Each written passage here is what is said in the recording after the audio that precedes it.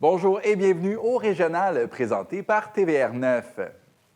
Cette semaine, nous recevons Hans Brouillette, directeur des affaires gouvernementales au Regroupement québécois des résidences pour aînés. André Roy, président du syndicat des producteurs forestiers du Sud du Québec. Priscilla Brodeur-Léonard, éducatrice et créatrice du local de Pella. Karine Devantéry, présidente d'Ostéopathie Québec. Geneviève Quentin, présidente directrice générale de l'Alliance de l'industrie touristique du Québec. Finalement, Marilyn Nadeau, préfète de la MRC de la vallée du Richelieu. Je m'appelle Marc-Antoine Harvey et je serai votre animateur pour l'émission de cette semaine. Bonne émission!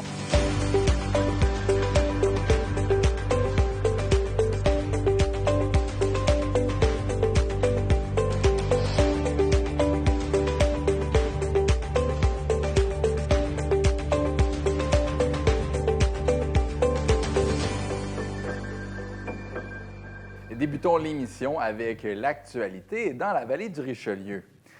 La Ville de Chambly resserre sa réglementation sur l'utilisation de l'eau potable. Le nouvel encadrement adopté le 17 mars s'appliquera désormais du 1er mai au 30 septembre. L'arrosage sera permis uniquement entre 20h et minuit, soit le samedi pour les adresses paires ou le dimanche pour les adresses impaires. Plusieurs usages sont désormais interdits en tout temps, notamment laver son entrée, laisser l'eau ruisseler dans la rue ou utiliser un boyau sans dispositif d'arrêt automatique. La Ville permet toutefois le remplissage des piscines une fois par année, entre minuit et 6 heures. Les mesures visent à réduire la consommation d'eau potable et à encourager de meilleures pratiques environnementales. Toujours du côté de Chambly, la Ville est finaliste au prix des plumes d'excellence de l'Association des communicateurs municipaux du Québec. En cause, sa campagne La patrouille à quatre pattes, qui mise sur l'humour pour sensibiliser les propriétaires de chiens. Dans les parcs, des affiches installées à hauteur du museau montrent des chiens qui rappellent à leur maître de bien se comporter. Au total, 143 projets ont été soumis cette année au prix. Les gagnants seront dévoilés le 7 mai prochain à Montréal. Une aide de 290 000 $ est accordée à la Régie intermunicipale de police Richelieu-Saint-Laurent pour lutter contre les violences sexuelles. L'annonce a été faite à Belleuil par le ministre de la Sécurité publique, Yann Lafrenière, en compagnie notamment du député de Bordua, Simon Jolin-Barrette. Cette aide financière répartie sur 2 ans permettra de maintenir des effectifs policiers spécialisés. Au total, 12 corps policiers municipaux se partagent une enveloppe de plus de 6,6 millions de dollars. Québec affirme vouloir ainsi renforcer l'accompagnement des victimes et améliorer les interventions dans des dossiers jugés complexes et sensibles. La Ville de Mont-Saint-Hilaire lance une nouvelle initiative pour encourager l'action climatique citoyenne. La Ville est à la recherche de 20 ménages pour former sa première cohorte du programme Déclic climatique. Les participants bénéficieront gratuitement d'un accompagnement personnalisé, incluant un diagnostic énergétique, des ateliers pratiques et des conférences. 4 grands thèmes sont abordés: la consommation responsable, la mobilité durable, la sobriété énergétique et la protection de la biodiversité. L'objectif est d'aider les citoyens à poser des gestes concrets pour réduire leur impact environnemental. Le projet s'inscrit dans le plan climat 2023-2030 de la Ville et débutera le 22 avril à l'occasion du Jour de la Terre. Les inscriptions sont ouvertes jusqu'au 10 avril. Les producteurs de lait de la Montérégie invitent les Canjo à participer au défi Chef en action. L'activité culinaire est gratuite et propose aux jeunes de cuisiner une recette santé, cette année à base de fraises, de yogourt et de basilic. L'objectif, encourager des saines habitudes alimentaires tout en s'amusant. Les camps ont jusqu'au 5 juin pour s'inscrire, alors que 450 camps pourront participer à travers le Québec. L'an dernier, plus de 100 camps de la Montérégie ont pris part au défi. L'organisme informel propose une formation de 4 jours en droit de la famille en avril. Offerte les 13, 15, 17 et 20 avril, cette formation s'adresse autant aux citoyens qu'aux intervenants souhaitant mieux comprendre leurs droits et obligations. Animée par des professionnels, elle abordera plusieurs notions dont le mariage, le divorce, la pension alimentaire et les successions. Aucune connaissance préalable n'est requise. Les places sont limitées et l'inscription est obligatoire. Voilà, c'était votre tour d'horizon de l'actualité dans la vallée du Richelieu. En studio avec moi aujourd'hui, M. Brouillette, directeur des affaires gouvernementales et publiques. Bonjour, M. Brouillette. Bonjour, Mme White. Bonjour. Donc, aujourd'hui, on est ici pour parler de la situation des RPA, généralement en Montérégie. Pouvez-vous me parler un petit peu de la situation? On a entendu qu'il y en a beaucoup qui ont fermé récemment. Bien, au Québec, on avait environ une centaine de fermetures par année dans les dernières années. Les choses ne se sont pas améliorées beaucoup. Regardez, dans la dernière année, 51 RPA ont fermé. On en a fermé un autre 46, l'année se complète, l'exercice financier. Donc, les choses ne se sont pas vraiment améliorées. Je vous dirais qu'en Montérégie, au cours des 4 dernières années, ce sont 36 résidences pour aînés qui ont fermé leurs portes. C'est vraiment énorme. une hécatombe. Oui. Et ça survient au moment où on n'a jamais eu autant besoin de places en RPA et des places qui offrent des soins. Pourquoi? Parce qu'on a évidemment une population vieillissante. Absolument. Et là, pour situer les gens, qu'est-ce que c'est? Il y a différentes catégories de RPA. Quelles sont-elles? Oui, donc, sur l'ensemble des RPA au Québec, il en reste 1300 environ. On a déjà eu 2200. Alors, ça vous donne une idée de la diminution. Donc, sur les 1300 qui restent, je vous dirais qu'une minorité sont de catégorie 1 ou 2. Ce sont des RPA qui n'offrent pas de soins ni d'assistance personnelle. Donc, on peut y manger, il y a des loisirs, il peut y avoir de la sécurité, mais ce sont essentiellement des gens autonomes qui y vivent. On a ensuite la catégorie 3, où là, ça regroupe la majorité des RPA. Près de 1000 au Québec sont de catégorie 3. Ce sont des RPA où on peut retrouver des gens autonomes. Il y en a certains même qui ont leur automobile, qui ont leurs activités. Et on a aussi des services dans ces RPA-là. Donc, ça permet aux gens qui sont en perte d'autonomie d'avoir accès à certains services. Ça peut être services de soins infirmiers. Ça peut être aussi de l'assistance personnelle, l'aide à l'hygiène pour s'habiller. Donc, si les gens sont en perte d'autonomie, ils peuvent avoir certains services. Et finalement, la catégorie 4, là, c'est beaucoup plus avancé. C'est vraiment des gens en perte d'autonomie. Ce sont des endroits sécurisés. Ce sont des endroits où on a à la fois des soins infirmiers et de l'assistance personnelle. Donc, c'est quand même en forte diminution, ce type de résidence-là. Pourquoi? Parce que, évidemment, les coûts sont énormes pour les soins et il y a un sous-financement, et on pourra parler en particulier de la Montérégie. Oui. Et là, récemment, vous avez fait un sondage léger auprès de RPA en Montérégie et la Naudière. Quels sont les résultats de ce sondage? C'est pas reluisant pour la Montérégie. D'abord, ce qu'il faut constater, c'est que dans la majorité des cas, les services de soutien à domicile, donc l'aide à l'habillage, l'aide à l'hygiène, au déplacement, la distribution de médicaments, tous ces services-là sont essentiellement, dans 90 95 même des cas, c'est offert, c'est fourni par la résidence elle-même. Dans la majorité des cas, ce que nous disent les résidences, je vous dirais les 2/3 des résidences de la Montérégie nous disent le montant qui est payé par le CIUS, le CIS Montérégie-Est, Montérégie-Ouest ou Montérégie-Centre, donc par les CIS, les montants qui sont octroyés sont inférieurs au coût pour donner ces services-là. Donc, qu'est-ce que ça veut dire? Ben voilà, qu'est-ce que ça veut dire? Soit que la résidence assume une partie du coût non payé par le CIS, soit que l'aîné paie la totalité ou une partie du coût. Ou dans certains cas, carrément, ne reçoit pas de service, ce qui est évidemment la pire des situations. Les gens sont en perte d'autonomie, ils ont besoin d'avoir accès à ces services-là. Et ce qu'on a regardé, suite à une demande d'accès à l'information, on a regardé le nombre d'heures de soutien à domicile et on s'est aperçu que les choses changeaient radicalement. Montérégie-Centre, par exemple, entre 2023, 2024 et 2024, 2025, la diminution a été de 85 moins d'heures de soutien à domicile pour les résidents de RPA. Donc, ces gens-là ne sont pas subitement devenus en meilleure santé ou en meilleure capacité physique ou cognitive.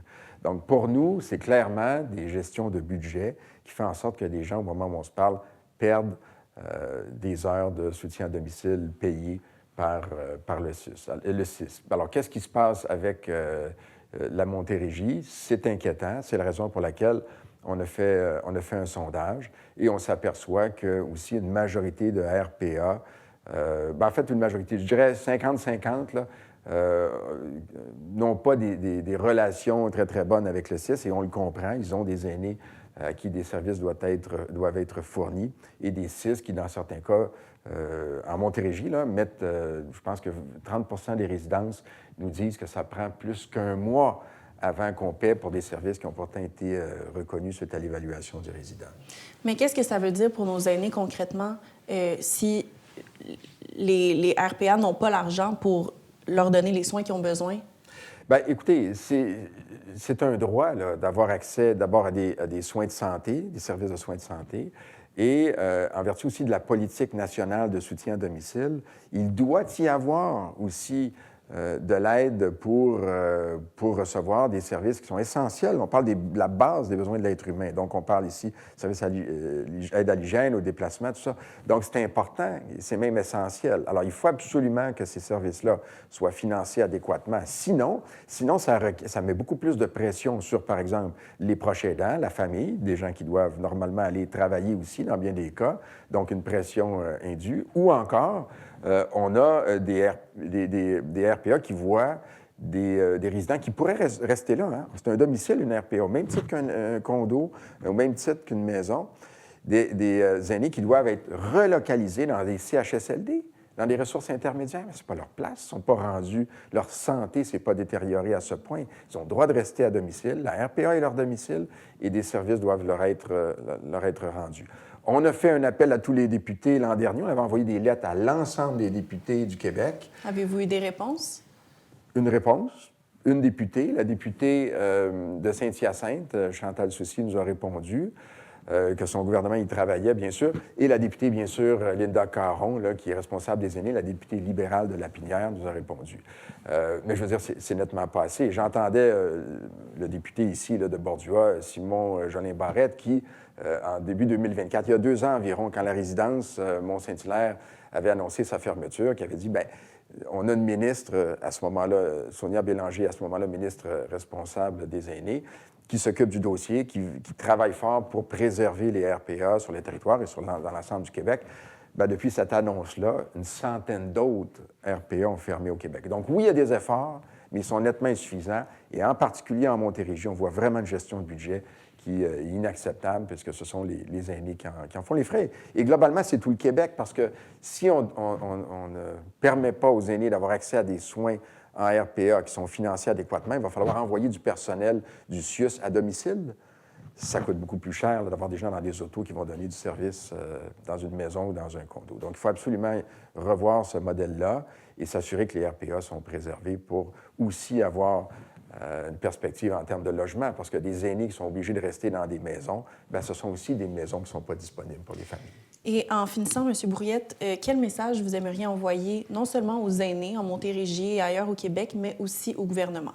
Bien, d'abord, les aînés doivent comprendre que les RPA, mais ils le savent aussi, on travaille avec vous. Hein? Les gens qui ont choisi d'avoir une résidence privée pour aînés, ce sont des gens qui aiment les aînés. Parce que si c'était vraiment pour faire de l'argent, il y a d'autres domaines beaucoup plus rentables. Donc, il y a une interaction, il y a un lien. Les gestionnaires de RPA, les propriétaires apprécient ça. Les aînés le sentent aussi. Donc, on travaille avec vous, on travaille pour que vous ayez accès à des soins de qualité, mais surtout à des soins qui sont financés adéquatement. Pour ce qui est du gouvernement, bien, il va falloir faire plus. On ne peut pas, avec le même budget, répondre aux besoins d'une population vieillissante croissante. Et quand je dis vieillissante, c'est aussi en termes de services nécessaires pour répondre à des besoins de la vie quotidienne. Donc, les aînés sont à domicile. Retenez ça, là, les aînés, là, vous êtes à domicile, vous êtes chez vous, dans une RPA, et on ne peut pas vous obliger à quitter, à moins, évidemment, que vous représentiez un danger pour vous-même ou pour les autres, là, quand vous êtes en relative bonne santé. Et le soutien à domicile, le financement du soutien à domicile doit être au rendez-vous. Donc, j'interpelle, bien sûr, la ministre de la Santé, Sonia Bélanger, mais aussi les candidats qui vont être en élection là, au cours des prochains mois.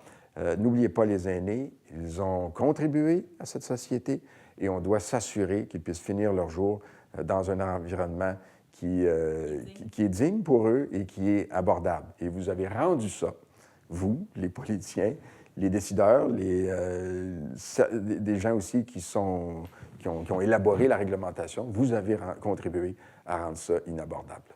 Donc, en espérant que le message se rende acquis de droit, merci beaucoup, M. Brouillette, pour votre temps. Merci, Mme White.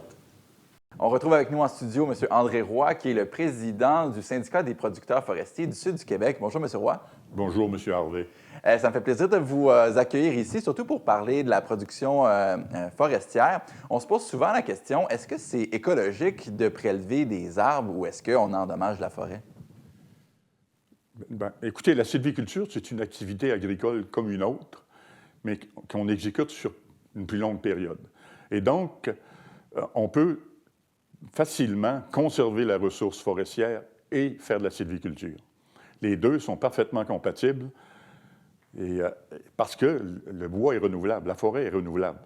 Même une coupe sévère en forêt va générer d'autres tiges de bois. Et donc, à long terme, à moyen et à long terme, ce qui est important, c'est de protéger le couvert forestier. La vocation forestière d'un territoire, ce n'est pas de conserver intégralement le territoire, parce que la forêt se renouvelle. C'est ce qui est contre-intuitif, hein? On peut penser que d'enlever des ressources va mener à un appauvrissement, mais vous-même, qui avez été dans la forêt toute votre vie, qui est propriétaire, vous avez plus de bois maintenant que vous en aviez quand vous avez commencé. Absolument, parce que justement, il y a un phénomène qu'on appelle l'éducation de peuplement. Et n'importe quel être vivant qu'on éduque finit par devenir plus grand, plus sage. Mais les arbres, c'est comme ça. C'est-à-dire que si on prélève dans une forêt les arbres qui sont moins en santé, qui ont moins d'avenir, bien, ceux qui vont demeurer vont vivre plus longtemps et en meilleure santé. Et moi, c'est ce que j'observe. Je fais de la sylviculture chez nous depuis plus de 40 ans. Et ce que j'observe, c'est que mes forêts sont aussi productives qu'elles n'étaient, mais en meilleure santé. Et elles se régénèrent. Et avec des rotations, je dirais, continuelles dans mon cas, moi, c'est 2, 3, 4, 5 ans dans des peuplements. Peuplement feuillu, ça va être plus long, ça va être une dizaine d'années. Mais je passe régulièrement et la forêt se régénère et les arbres que je prélève sont en meilleure santé qu'ils ne l'étaient il y a 30 ou 40 ans. Est-ce qu'on fait une bonne job en général au Québec pour préserver notre ressource? Ça varie beaucoup. C'est-à-dire qu'on a perdu, je dirais, la culture forestière qu'on avait il y a plusieurs dizaines d'années. Il y a 100 ans, la forêt, l'exploitation de la forêt, c'était perçu comme quelque chose de très bien. Et je veux dire, c'était le grand pourvoyeur. Les villes se chauffaient au bois quand ça ne se chauffait pas au charbon. Je veux dire, les campagnes se chauffaient au bois. Tout se construisait en bois, même les viaducs, les chemins de fer, les traverses de chemins de fer, ça se faisait en bois. Donc, c'était le produit écologique par excellence, et ça devrait le redevenir. Parce que l'acier, le plastique, le pétrole, le charbon, c'est des ressources qui ne sont pas renouvelables. Alors que le bois, lui, il demande peu d'énergie pour sa récolte et sa transformation, et en plus, il est renouvelable. Et quand on le cultive comme il faut, on sait que dans des milliers d'années, on aurait encore des forêts. Alors qu'on va épuiser le pétrole, on va épuiser le charbon, on va épuiser le fer. Et on sait, à chaque mois d'août, on se fait dire, on a épuisé les ressources de la planète pour l'année. Puis ça recule à chaque année. Mais dans le bois, c'est autre chose. Parce qu'en Montérégie, par exemple, on prélève à peine 30 de la possibilité forestière annuelle. Et donc, il y a de la place pour en récolter davantage. Il n'y en a pas de problème de surexploitation dans nos régions à nous. Mais, donc, on devrait retourner justement à ce matériau-là qui nous a tant servi dans le passé, puis qu'on délaisse aujourd'hui pour d'autres qui sont épuisables. Oui, puis qui prennent beaucoup d'énergie à faire. Voilà. C'est probablement utiliser de l'acier ou du bois, là, c'est 13 fois plus polluant. Le béton, il l'est 20 fois plus. Puis, et là, par exemple, le bois de chauffage, c'est pas carboneutre, mais presque. C'est-à-dire, tout ce que ça prend, c'est de le récolter, puis le corder, puis le mettre dans le poêle. Alors que, puis en arrière, il y a des tiges qui poussent, puis qui compensent pour le carbone qu'il émet. C'est-à-dire que si vous brûlez du charbon ou du pétrole, il n'y a rien en arrière là, qui compense pour le remplacer. Là. Et donc, c'est une perte nette. Vous avez abordé la situation de la Montérégie, qu'on utilise environ 30 de ce qu'on pourrait utiliser en bois. Quels sont les freins à ça? Est-ce que c'est la situation économique du bois actuellement avec les... On peut aborder là, rapidement les tarifs. Quel est l'effet de ça sur l'économie du bois? Je dirais qu'il y a une dizaine de bonnes raisons. Celle-là, entre autres, c'est clair que les tarifs sur le bois d'œuvre, la région, elle, est moins résineuse. Ça touche moins la Montérégie, mais ça touche quand même la Montérégie.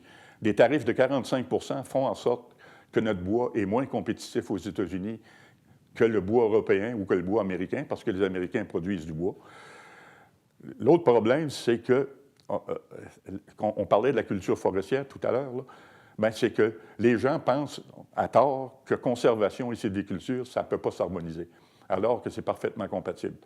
Ça, il va falloir introduire un dialogue, là, je dirais, constructeur avec les municipalités, avec les MRC, pour que les règlements sur l'abattage d'arbres soient moins restrictifs. Parce qu'il y a beaucoup de municipalités en Montérégie où c'est devenu très difficile de faire de la sylviculture ou très coûteux. Donc, il faut remédier à ça avec, je dirais, un dialogue constructif. Il ne s'agit pas de s'accuser d'un bord d'être trop technocrate, puis de l'autre côté d'être des saccageurs. Là, il faut arrêter ça et se dire, on va discuter, puis on va s'entendre sur des réglementations qui sont plus, je dirais, harmonieuses avec la sylviculture. Donc, il faut en parler pour qu'il y ait une acceptabilité sociale, qu'on puisse se dire, finalement, on ne va pas restreindre la coupe du bois, mais en même temps, comme on parlait avec la situation des États-Unis, ça prend l'opportunité économique. Il faut que ça soit payant pour les gens de faire la récolte, non? On vit notre 5e, je dirais, sur le bois d'œuvre, là, c'est notre 5e conflit du bois d'œuvre qu'on vit avec les États-Unis. Et donc, évidemment, il y a toujours une solution à moyen ou à long terme, mais à un moment donné, il va falloir utiliser davantage de bois. Par exemple, si on exportait 50 moins de bois aux États-Unis, les Américains manqueraient de bois et ils seraient portés à diminuer les tarifs. Surtout que M. Trump ne sera pas là éternellement. Évidemment, la crise actuelle est due aux 45 Tant qu'on avait des tarifs de 12-13 nos industriels vivaient bien avec. Actuellement, à 45 ça ne se fait pas, mais Trump ne sera pas là indéfiniment. Et à un moment donné, cette espèce de réflexe d'imposer des tarifs pour favoriser l'industrie américaine, ça va s'estomper aussi. Mais s'il manquait de bois, si les Américains manquaient de bois, c'est sûr que les tarifs diminueraient parce que le bois coûterait tellement cher qu'il y aurait une réaction. On le voit avec le pétrole actuellement, à 5 $ le gallon et plus, les Américains là, sont en train de se retrousser contre Trump. Là. Il y a ça pour le pétrole, il y a ça pour les autres ressources. L'aluminium, c'est la même chose. Ford, là, son F-150 lui coûte très cher à construire parce que la tonne d'aluminium est 1 500 $ plus cher qu'il y a 2 ans. Là. Et donc, tout ça va revenir à la normale. Mais il s'agit à un moment donné qu'on soit un peu patient puis qu'on laisse passer le temps. Donc, ce que vous me dites, c'est qu'on a le nez trop proche de l'arbre, on ne voit pas la forêt? Moi, je suis porté à penser comme ça. Parce que je trouve qu'on a une réflexion et un réflexe très immédiat sur la situation immédiate. Mais on sait que dans 3 ou 4 ans, cette situation-là va être résorbée et puis que, je dirais, le gros bon sens va prévaloir. C'est ça qui arrive dans l'histoire en général. M. Roy, vous êtes un très bon ambassadeur. J'espère que les gens pourront comprendre ce que vous expliquez, que c'est conciliable la conservation et la production. Je pense que surtout les nouvelles générations ont besoin de l'entendre. Là, les jeunes qui pensent que l'avenir peut être difficile avec les changements climatiques et tout, mais on a cette ressource-là à portée de main qu'on pourrait utiliser plus intelligemment. Il n'y a personne qui aime la forêt plus qu'un producteur forestier. Moi, quand je rentre dans le bois, je suis un autre homme. Donc, je pense différemment, je respire différemment. Et donc, c'est comme ça. Et donc, un producteur, la dernière chose qu'il veut, c'est détruire son bien. Et donc, comme je le disais, les deux fonctions sont parfaitement compatibles. J'invite tous les gens qui nous regardent à aller sur le site spfsq.ca. Vous allez avoir l'information si vous la cherchez au niveau de la production forestière puis des enjeux qui sont dans ces domaines-là. Merci beaucoup d'avoir été avec nous et je vous souhaite encore de passer beaucoup de temps dans votre forêt, M. Roy. Bon, bien, merci de m'avoir invité. Puis j'ai l'intention, oui, de passer le plus de temps possible dans la forêt. On accueille en studio Priscilla Brodeur-Léonard, qui est éducatrice à l'enfance et créatrice du local de Pella. Bonjour, merci d'être avec nous. Salut, ça va bien? Ça va bien, merci. On voulait vous inviter pour parler du Salon de l'apprentissage au Palais des Congrès, mais je veux commencer par un peu plus vous connaître. Qu'est-ce qui vous a apporté vers l'éducation puis la création de contenu? En fait, c'est deux questions vraiment distinctes. Vers l'éducation, je pense que j'ai toujours eu un penchant, un intérêt vers l'éducation, surtout l'éducation à l'enfance. Il y a tellement de choses qui se passent entre 0 et 5 ans au niveau du développement des enfants. Je trouve ça fascinant. Les enfants, ils ont aussi cette capacité-là à s'émerveiller devant tout, à nous ramener au moment présent. Fait que l'éducation à l'enfance, pour moi, c'est vraiment une grande passion. Qu'est-ce que ça fait de justement côtoyer des jeunes comme ça qui s'émerveillent devant tout? Est-ce que nous-mêmes, ça nous fait réaliser des choses qu'on a arrêté de voir? Les enfants nous apprennent énormément. Énormément, justement, en termes de vivre dans le moment présent, à être authentique dans nos émotions. Puis ils nous apprennent aussi surtout énormément en nous confrontant aussi au travail, là, en lien avec nos émotions, nos réactions, nos patterns à nous. T'sais. Travailler avec des humains, bien, c'est d'être toujours dans l'interaction puis dans la remise en question personnelle. Là. Fait que, ouais. Est-ce que c'est ça qui est difficile de travailler avec des enfants, au-delà de comme des crises, des enjeux, des problèmes? Définitivement. C'est personnellement, en tout cas, tu sais, toutes les éducatrices, les éducateurs, on est tous différents. Mais moi, c'est au niveau de la charge émotionnelle. Je pense que je dirais que c'est ma plus grande difficulté. Là, Moi, je suis une personne sensible. Clairement, si je choisis de travailler avec les enfants, je pense que c'est parce que je suis une personne sensible. Donc, je suis comme une petite éponge à émotions. Puis les émotions qui sont autour de nous, c'est des pas pires émotions, des grandes émotions. Fait que, ouais, c'est challengeant au quotidien. Puis surtout que c'est notre profession, c'est notre travail. On veut pas perdre patience, on ne doit pas perdre patience. Il faut vraiment travailler fort sur nous. Puis justement, c'est peut-être d'en discuter avec d'autres éducateurs et éducatrices qui aident justement à faire la part des choses. Est-ce que c'est ça qui vous a amené à faire de la création de contenu? Absolument. Absolument. Au départ, c'était surtout parce que justement, j'étais tellement une éducatrice passionnée. J'avais envie d'en faire plus. J'avais envie de partager, en fait, toutes mes bonnes idées là, d'activités, mes outils de travail que je me créais moi-même. Puis en même temps, j'avais envie de partager mes beaux moments comme mes moments difficiles pour aller rechercher ce sentiment-là qu'on appelle l'humanité commune, qui est de se voir chez les autres. Fait qu'en recevant des Sans moins seul. Ça fait toute la différence, honnêtement. Quand on vit des difficultés, juste de sentir qu'on n'est pas toute seule dans cette difficulté-là, même si je n'ai pas trouvé une solution, même si mon problème n'est pas disparu, de sentir que je ne suis pas la seule à le vivre, ça enlève un poids incroyable. Incroyable. Ça, c'est certain. Puis, au-delà de ça, qu'est-ce que vous avez trouvé là-dedans, utiliser les médias sociaux? Est-ce que ça peut apporter aussi un stress ou des difficultés au-delà là, de ce sentiment collectif-là? C'est que là, on se fait connaître par les autres, on peut vivre du stress. Est-ce que ça vous a touché aussi?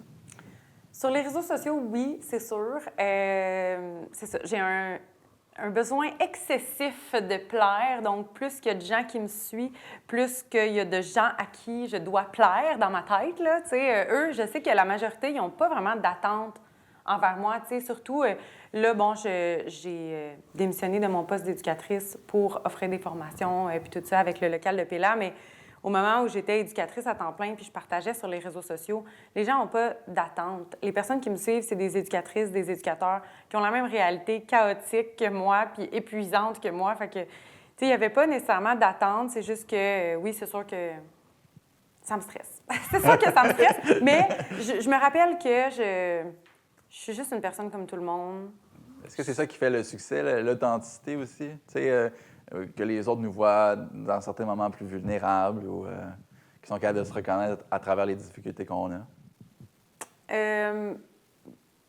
Ben non, moi, être vulnérable, mettons, ça n'a jamais été un enjeu sur les réseaux sociaux. J'ai pas peur d'être vulnérable parce que c'est justement dans ces moments-là où je sens que les gens sont encore plus présents, tu sais, que comme notre petite communauté d'éducatrices, là, on est tous ensemble pour se serrer les coudes, puis ça fait vraiment du bien, tu sais.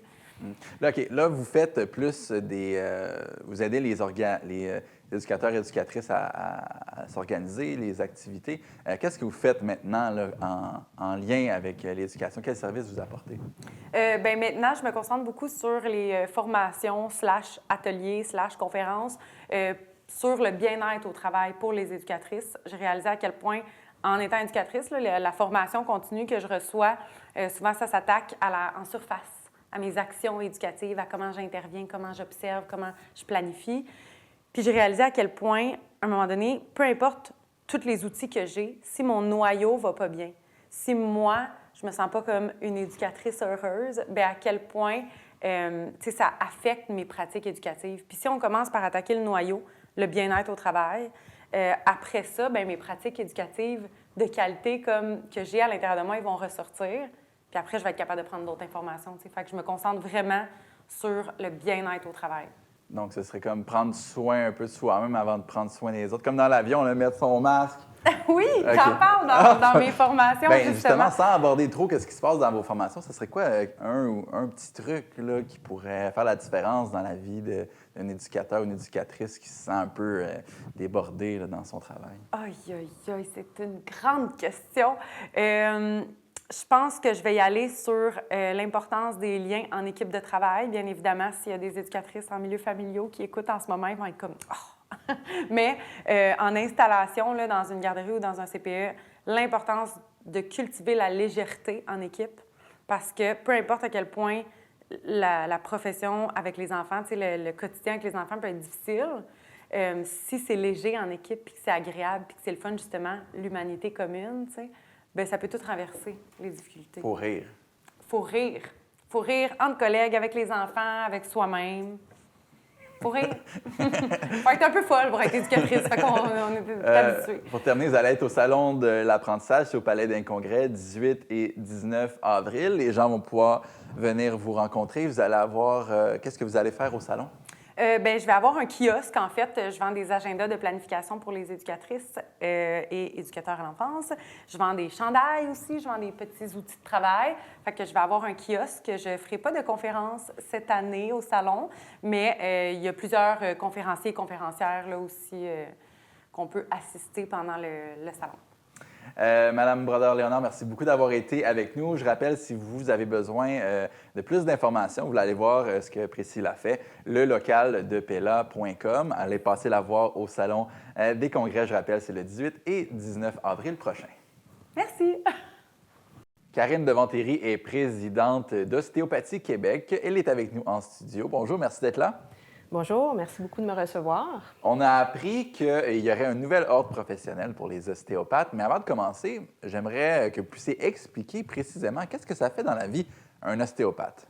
Oui, bien, l'ostéopathie, en fait, c'est une approche de thérapie manuelle qui vise à redonner un maximum de mobilité aux différentes structures du corps dans le but de diminuer les douleurs, maximiser les capacités fonctionnelles, redonner un maximum d'autonomie aux gens, dans le fond. Okay. Quel genre de problématiques est-ce que ça règle? Des accidents ou des maladies? Quel genre de clients est-ce que vous avez? Oui, c'est très vaste, en fait. Là. C'est sûr que la majorité là, de notre population, c'est des gens qui ont des problèmes musculo-squelettiques. Ça veut dire qu'ils ont des douleurs, soit au dos, au cou, douleurs à l'épaule, aux genoux. C'est vraiment le gros de notre population, mais on va vraiment travailler sur tous les âges de la vie, c'est-à-dire du bébé jusqu'à la personne âgée. Qu'est-ce qui différencie un ostéopathe d'un autre professionnel de la santé, comme par exemple un physio ou un kinésiothérapeute? C'est une excellente question. En fait, je pense que vraiment la spécificité de l'ostéopathie, c'est notre vision globale du corps. Ça veut dire que si une personne vient nous voir pour une problématique très spécifique, par exemple une problématique d'épaule, bien, on ne va pas se concentrer juste sur l'épaule, on va vraiment faire une évaluation globale pour tenter de voir d'où vient le problème. Parce que des fois, la problématique, elle n'est pas locale. Vous savez, le corps est complexe, hein? Il y a beaucoup d'interrelations. Donc, par exemple, une épaule, bien, il va y avoir des relations avec le cou, avec le dos, même avec le bassin. Il y a des muscles là, qui s'attachent jusqu'au bassin. Fait que des fois, la problématique, elle pourrait, par exemple, être au niveau du bassin. Puis, tant qu'on n'aura pas travaillé cette zone-là, bien, on va avoir plus de difficultés, disons, à avoir des effets spécifiques à l'épaule là, qui durent sur le long terme. Donc, j'imagine que les personnes qui viennent vous voir auraient pu passer par d'autres spécialistes qui auraient pensé, par exemple, là, c'est un problème ciblé, là, le problème n'est pas tout à fait réglé, il finit dans votre bureau, puis là, vous puissiez regarder la situation générale de la personne, c'est ça? Oui, tout à fait. En fait, on est vraiment complémentaires avec les professionnels de la santé. Puis, ça, il y a parfois des gens qui vont venir après plusieurs tentatives dans différents milieux, puis c'est l'ostéopathie qui va trouver le problème. Mais parfois c'est nous qui allons référer nos patients, par exemple, aux physiothérapeutes ou à d'autres professionnels de la santé. Donc, c'est vraiment la complémentarité là, pour le bien-être du patient. Travailler ensemble pour avoir les résultats les meilleurs. Là, la nouvelle, c'est qu'il va y avoir un ordre professionnel. Vous êtes en pleine campagne pour faire connaître ce qui va devenir une nouvelle profession. Pourquoi c'était important pour vous de faire cette démarche-là avec les ordres professionnels? Bien, en fait, ça fait longtemps qu'Ostéopathie Québec travaille pour ça. Je vous dirais même que la première demande à l'Office des professions date des années 90.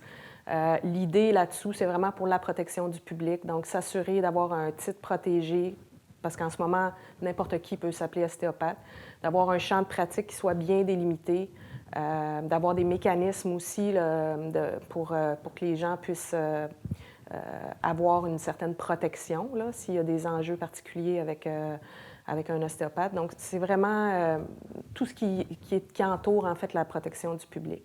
C'est sûr que d'avoir un ordre professionnel, ça nous donne aussi un meilleur accès à tout ce qui est... Parce qu'en fait, on est des intervenants de première ligne. Hein. Les gens viennent nous voir sans référence médicale en général. Donc, on vient vraiment soulager la première ligne, mais avec un ordre professionnel, ça va être encore davantage possible. Il va y avoir beaucoup plus de collaboration aussi avec les différents professionnels de la santé. Tout ça au bénéfice des patients. Là. Qu'est-ce qui est le plus gratifiant là-dedans pour les jeunes qui nous écoutent, qui cherchent quoi faire, qui sentent qui auraient leur place dans la relation d'aide? Qu'est-ce qu'on y retrouve quand on décide de faire une carrière en ostéopathie?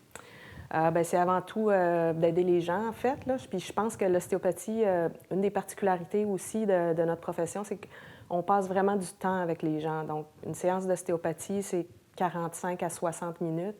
Fait qu'on est vraiment en contact direct avec les gens. On arrive vraiment à développer une relation thérapeutique. Donc ça, c'est très, très, très, très important. En tout cas, moi, c'est une des choses là, que j'aime le plus là, dans ma profession.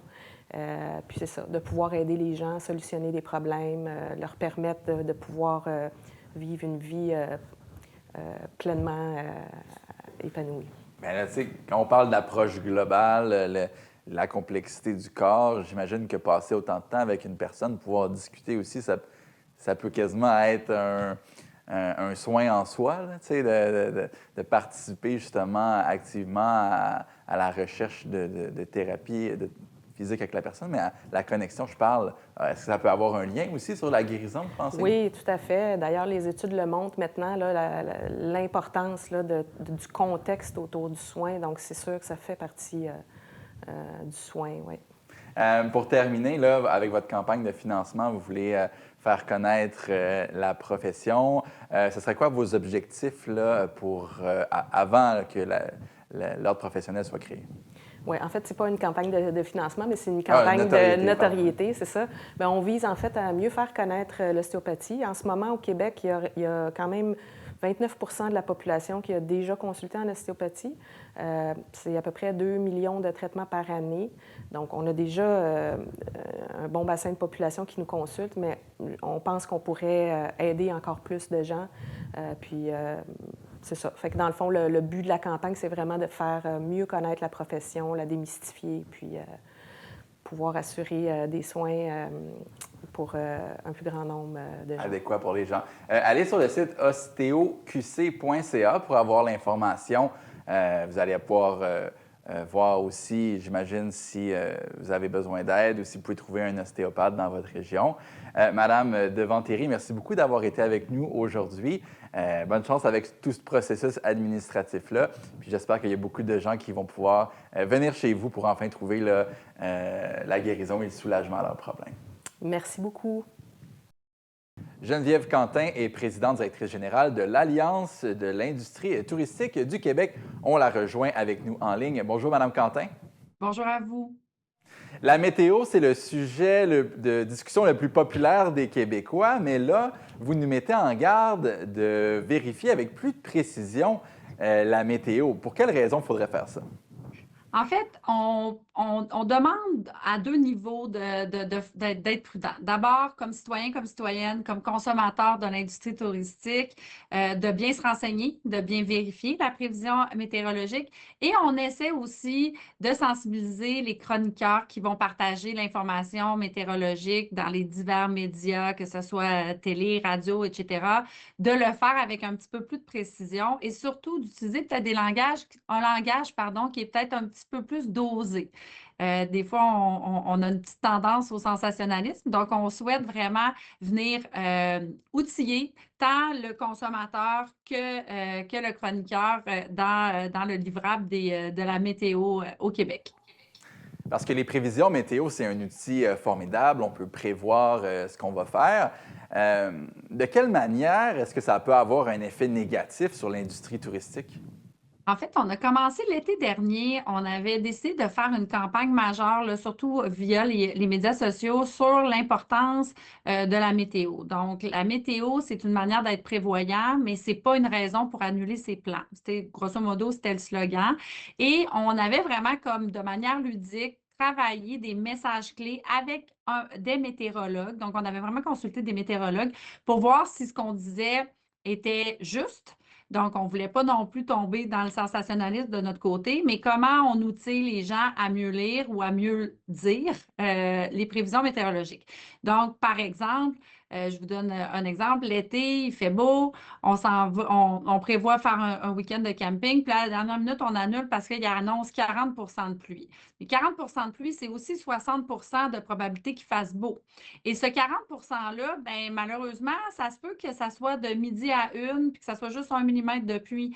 Et c'est là qu'on intervient parce que tu vas risquer de briser ta fin de semaine ou d'annuler tes plans. Donc, comme consommateur, c'est plate parce que tu changes tes plans pour potentiellement le faire pour rien. Et ultimement, ben, l'entreprise touristique qui devait t'accueillir, qui avait prévu des employés pour accueillir adéquatement, qui avait prévu de la machinerie pour s'assurer que toutes les conditions soient idéales selon le type d'attrait, bien sûr, ou d'activité touristique, bien, il y a des coûts qui sont reliés à ça et cet argent-là, bien, il ne rentre pas au final. Donc, on serait des fois un peu trop pessimiste lorsqu'on prévoit la météo. Est-ce qu'il y a des cas où, au contraire, l'industrie ou les entrepreneurs en tourisme pourraient avoir trop de gens parce que les prévisions ont été favorables, puis en même temps, là, tout le monde se lance dans la même chose? Je pense qu'en général, les Québécois et Québécoises, on prend un peu, tout le monde, un peu pour acquis notre Québec. On se dit, le matin, je vais me lever, je vais aller faire un petit road trip, puis pourquoi pas aller dormir au Bas-Saint-Laurent ou aller dormir dans une petite, un petit boui-boui dans la Montérégie ou dans la Naudière. Mais dans les faits, c'est que quand on fait ça aussi, bien, il y a des conséquences qui sont positives au niveau financier, mais qui pourraient faire en sorte que, comme consommateur, on a moins de fun aussi. Par exemple, on arrive à l'hôtel, puis le matin même, il y avait 10 réservations dans cet hôtel-là, puis là, bien, il fait beau. Donc, il y a plein de gens qui arrivent et qui réservent. Donc, on a comme 60 chambres tout d'un coup. Bien, le staff n'avait pas été prévu, le restaurant n'avait pas été fourni en conséquence, les chambres n'étaient pas nécessairement faites. Donc, ça désorganise complètement, puis ça fait en sorte que nécessairement, on n'a pas nécessairement comme touriste une expérience adéquate. Donc, idéalement, on prévoit un peu plus, mais surtout, le message avec cette campagne-là, c'est si on prévoit aller faire une activité, par exemple l'hiver où à Montréal, il y a de la pluie verglaçante ou à Québec, il y a de la pluie verglaçante, mais qu'on n'a pas regardé les prévisions dans les Laurentides ou dans les cantons d'Est, puis finalement, il y a de l'enneigement en fou, bien, c'est là que même nous, comme consommateurs, on se prive d'une activité qui va être vraiment intéressante, puis on fait perdre beaucoup d'argent pour nos entreprises touristiques qui nous attendaient et qui avaient prévu cet achalandage. Non, puis on est au Québec, on est des Québécois, on devrait s'attendre justement à que la météo soit changeante, comme on l'a vu là, dans les dernières semaines avec l'épisode de verglas. Là, on avait tout fermé, tu sais. Pour le bien ou pour le mal, est-ce qu'on aurait dû faire? C'est ça. Est-ce qu'il y a des manières de se protéger un peu plus, par exemple, avec lorsqu'il annonce un peu plus frais de l'habillement ou lorsque l'été, on annonce des chaleurs, de l'hydratation? Comment on pourrait faire pour que la météo ait un impact moins élevé sur ce qu'on va faire dans la journée? C'est un peu le message qu'on donne dans notre campagne globale de météo, là. Tu sais, on va dire, moi je dis toujours, il n'y a pas de mauvaise température, il n'y a que de mauvais vêtements. Donc, tu sais, l'hiver, quand il fait froid, il faut se rappeler que oui, nous, on est peut-être plus près des grands centres, mais il y a des endroits au Québec où il fait très, très froid et tout le temps. Donc, c'est extrême et ils vivent et ça va. Mais bon, ils vont peut-être se réchauffer plus souvent, ils vont profiter de la température, ils vont aller jouer dehors, mais après ça, ils vont rentrer, tu sais, ça plus fréquemment. L'été, ben en conséquence d'un soleil ou d'une humidité intense, ben, c'est sûr que tu t'hydrates davantage. Tu vas essayer de peut-être potentiellement t'installer plus dans des points d'ombre. Si tu es capable d'avoir accès à des plans d'eau, ben, tant mieux. Tu sais, il y a beaucoup, beaucoup de municipalités à travers le Québec qui offrent des piscines publiques gratuites aussi. Mais bref, tu sais, il y a moyen vraiment de s'adapter en fonction de ça. Encore une fois, on n'est pas en train de dire que quand il y a des situations extrêmes, il faut prendre le risque, là. On est conscient de ça. Mais l'exemple que vous donnez sur le verglas il y a quelques semaines où, c'est vraiment, dans certains endroits du Québec, il y a eu des prévisions alarmistes et finalement, ça s'est soldé en rien du tout, notamment dans la région de Québec. Bien, c'est sûr que ça devient un petit peu questionnable. Puis en même temps, je veux dire, c'est des prévisions météorologiques, donc on fait ce qu'on peut. Donc, l'idée, c'est vraiment pas de juger ou c'est vraiment de venir donner des outils à tout le monde, puis de sensibiliser les gens à mieux lire les prévisions, puis à prendre une décision éclairée. Et s'il pleut sans arrêt toute la journée, puis c'est ça, les prévisions, bien, on peut comprendre, mais idéalement, quand tu vas au glissade d'eau, même s'il pleut, t'es mouillé, là. Tu te baignes pareil. Donc, ça revient un petit peu au même. Voilà. Quand on habite au Québec, on devrait justement, comme vous le dites, là, être prêt à toute éventualité. Je vous invite à aller sur le site alliancetouristique.com. Vous pourrez prendre connaissance des petits trucs pour vérifier la météo de façon plus précise, de prendre les bonnes décisions. Madame Geneviève Quentin, je rappelle, vous êtes présidente, directrice générale de l'Alliance de l'industrie touristique du Québec. Bien, je vais vous souhaiter un bel été avec du beau temps, mais aussi de la pluie là, pour un beau faire des activités. printemps, tu sais, un beau printemps. Oui, ça, c'est ça. Avec de tout, avec de tout. Exactement. Mais tu sais, il faut se rappeler que quand on part en vacances à l'étranger, là, on ne s'empêche pas de rien. Donc, il faut être un peu comme ça quand on est chez nous. Ça marche. Merci beaucoup. Merci. Marilyn Nadeau est préfète de la MRC de la Vallée du Richelieu. Elle est aussi maire de Saint-Jean-Baptiste. Bonjour, merci d'être avec nous. Bonjour, M. Harvey. On va commencer avec l'état de la MRC. Je voulais savoir, tu sais, avec le climat politique actuel, la pression économique, comment vont les gens? Comment ils se sentent? Comment vont les gens? En fait, je pense qu'on a besoin d'être proche d'eux pour qu'ils se sentent écoutés puis qu'ils soient qu'ils fassent partie de nos décisions. Puis avec la planification stratégique qu'on vient d'adopter à la MRC, en fait, ils sont en constant pris en compte.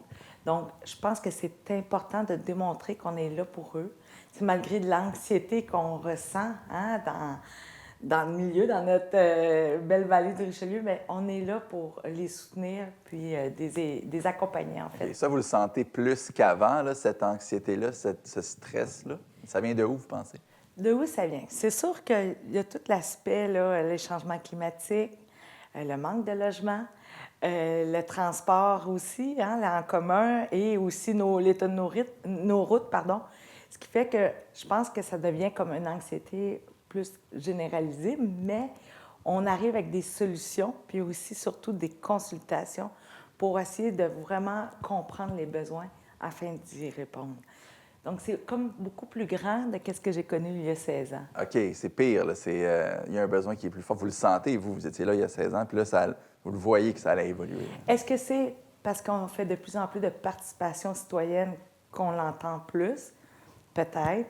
Mais on est vraiment là pour les aider. Je pense que chaque élu, on ça à cœur. C'est pour ça qu'on a été élu aussi. Là. Parce que le palier municipal, c'est le plus proche des gens. T'sais. Vous êtes en même de constater là, sur le terrain ce que peut-être d'autres paliers de gouvernement voient moins. Vous avez bien nommé les choses parce que nous sommes un gouvernement de proximité. Donc, on les voit au supermarché, au bureau de poste quand on promène notre chien. Donc, on voit les gens, puis aussi leur état d'âme. Donc, je vous dirais, à chaque tempête, là, le lendemain, là, des tempêtes d'hiver, là, on le sait. Ah, ben, on vous remercie d'être présent. Puis, Oui! c'est certain que ça prend, comme vous dites, de l'écoute, là, j'en suis certain. Puis, on va parler aussi de la séance du 19 mars Oui. 2026 dernier. Il y a quand même eu des bonnes nouvelles là-dedans, on va les aborder. C'est pour ça aussi que la MRC est là, pour vous diffuser ces bonnes nouvelles-là, les bons coups qu'on fait à la MRC. Tout d'abord, on va commencer avec Saint-Antoine-sur-Richelieu. Oui, il y a eu une aide financière. Oui, en fait, on aide à leur planification stratégique de leur municipalité et je sais qu'ils veulent vraiment aller en consultation citoyenne dans leur planification stratégique. Donc, on est venu les soutenir là, à la hauteur là, de plus de 15 000. Donc, on est prêt là, à les aider, à les épauler. On a eu aussi une autre bonne nouvelle. Oui. Je sais que je m'empresse de le dire, mais c'est le mérite terreau. OK. Donc, nous sommes rendus à notre deuxième année qu'on octroie du financement, en fait, par des prix de mérite pour qu'est-ce qu'ils font pour notre environnement. Donc, nous avons 2 fermes à Saint-Marc-sur-Richelieu qui ont reçu des belles nominations, dont la ferme Bellemarque de Saint-Marc et une autre ferme qui s'appelle 9010-96 Compagnie. 53 Québec. Et puis aussi Bergerie Morovine de Saint-Charles-sur-Richelieu. Donc, on sait qu'ils sont là, dans le fond, dans la résilience face au climat, les changements climatiques. Donc, on est très contente parce qu'ils ont un bel impact, surtout sur la qualité de l'eau. On sait comment c'est précieux ici. Ouais. Il y a une belle effervescence économique ou entrepreneuriale du côté de Saint-Marc. Là. On dirait qu'il y a beaucoup d'entreprises dans ce coin-là. Oui, le maire va être content d'entendre ça. OK, on passe au Fonds de développement culturel 2026. Oui, encore là, on a octroyé du financement. En fait, c'est des aides financières. On a eu 5 belles nominations, en fait, entre autres les voix du Fort de Chambly avec Ancré dans notre histoire. C'est très fort, hein, le patrimoine à Chambly. Madame Louane Ouellette de Belleuil, qui s'est aussi méritée pour son projet Les Voix créatives.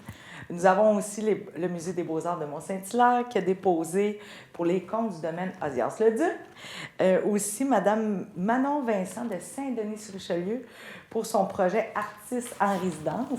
On le sait qu'elle travaille beaucoup pour le milieu culturel, Mme Vincent.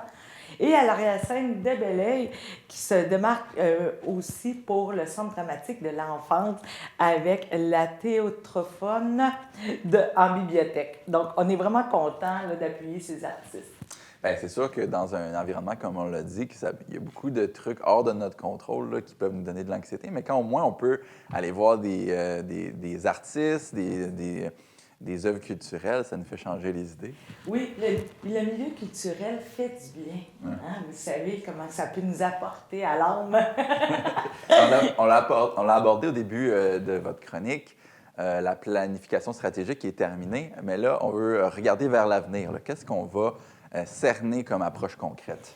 Bien, c'est quelque chose de concret qu'on veut voir évoluer dans notre territoire, surtout pour préserver la qualité de vie. Et un des faits qui est ressorti, c'est surtout de voir notre qualité de l'eau. Donc, les gens qui longent le beau Richelieu, on veut savoir qu'est-ce qu'il y a dedans. Donc, on va répondre par des actions comme les prises d'échantillonnage de notre Richelieu. Il y a aussi tout ce qui est le logement abordable, qu'on va voir ce volet-là de plus en profondeur, et le transport en commun, qui est vraiment un enjeu là, dans notre territoire.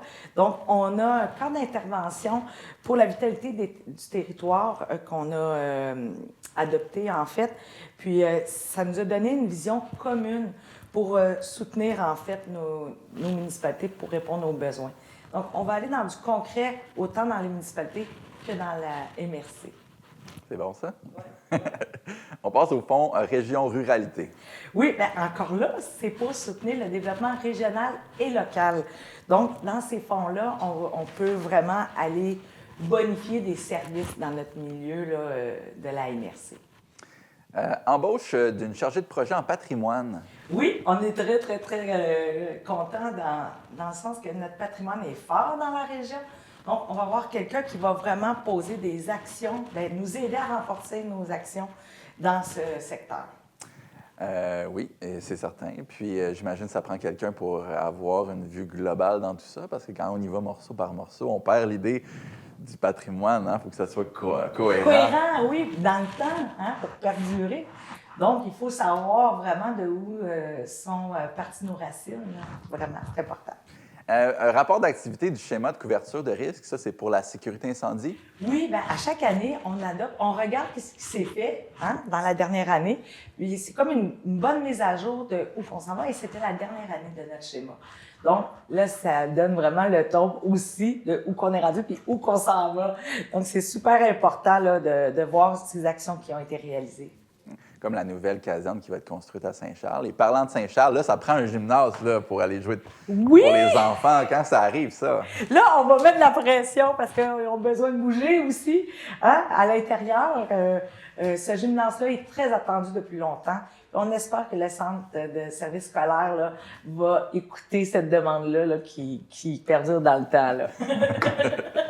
Un sujet qui peut attiser les passions, mais qui est très important justement pour l'avenir, c'est les éoliennes. On est en train de réfléchir à quels endroits ce serait pertinent de les placer.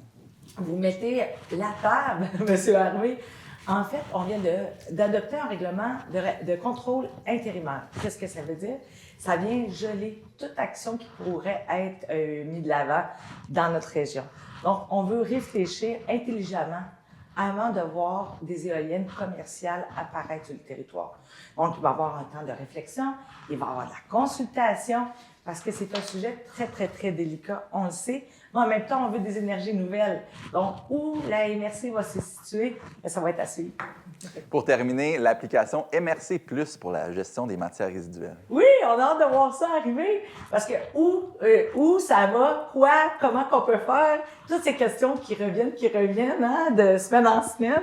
Et on vient aussi d'adopter, dans le fond, un avis de motion pour voir aussi où qu'on en est rendu dans nos règlements en matière résiduelle, et puis de savoir aussi si on doit ajouter des bacs, on doit-il en enlever, est-ce qu'on rajoute des collectes, est-ce qu'on en enlève. Donc, les gens vont être très intéressés à suivre cette application mobile MRC+, qui va arriver sous peu. Toute l'information va être sur le site de la MRC de la Vallée du Richelieu. Madame Nadeau, merci beaucoup d'avoir été avec nous aujourd'hui. Merci beaucoup de faire ce que vous faites, de connecter avec les gens. Vous êtes une personne très humaine. Je suis certain là, que les citoyens l'apprécient. Merci, M. Harvey. Bonne semaine. Merci aussi. Voilà, c'est ce qui complète l'émission de cette semaine du Régional présentée par TVR9. Si vous avez des préoccupations dans votre entourage sur un sujet de l'actualité régionale, faites-nous le savoir à l'adresse info@tvr9.com. Nous pourrons inviter les acteurs et en discuter. Sinon, on se dit à la semaine prochaine pour une nouvelle édition du Régional. Bonne semaine!